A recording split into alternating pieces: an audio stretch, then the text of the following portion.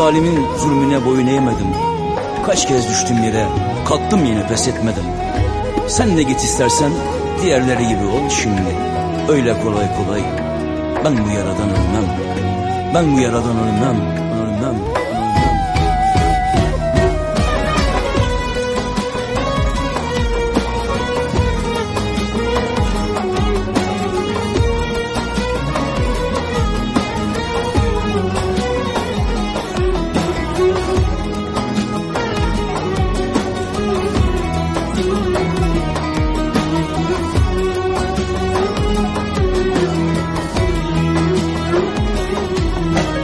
Bozdum oyunları, yıktım hileleri, üstüme yığılan çığ gibi dersleri.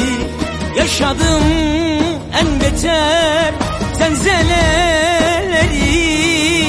Öyle kolay kolay ben bu yaradan ölmem.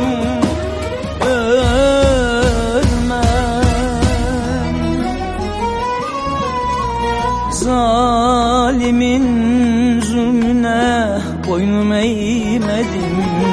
Kaç kez düştüm yere, kalktım yine pes etmedim. Sen de git istersen yerleri gibi ol şimdi. Öyle kolay kolay ben bu yaradan ölmem. Zalimin zulmüne boynum eğmedim. Kaç kez düştüm yerlere, kalktım yine pes etmedim. Sen de git istersen diğerleri gibi ol şimdi. Öyle kolay kolay ben bu yaradan ölmem.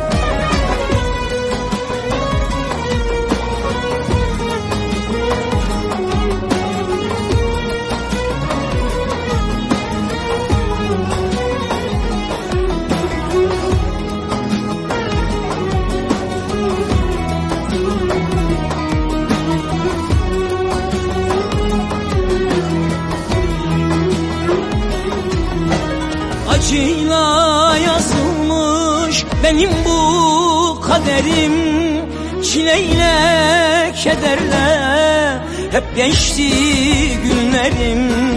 Hasretle sınama ey canım sevdiğim. Öyle kolay kolay ben bu yaradan ölmem.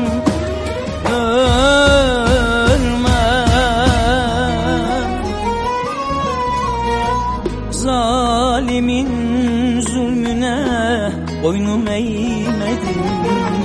Kaç kez düştüm yere, kalktım yine pes etmedim. Sen de git istersen diğerleri gibi ol şimdi. Öyle kolay kolay ben bu yaradan ölmem. Zalimin zulmüne boynum eğmedim. Kaç kez düştüm yerlere, kalktım yine pes etmedim. Sen de git istersen diğerleri gibi ol şimdi. Öyle kolay kolay ben bu yaradan ölmem.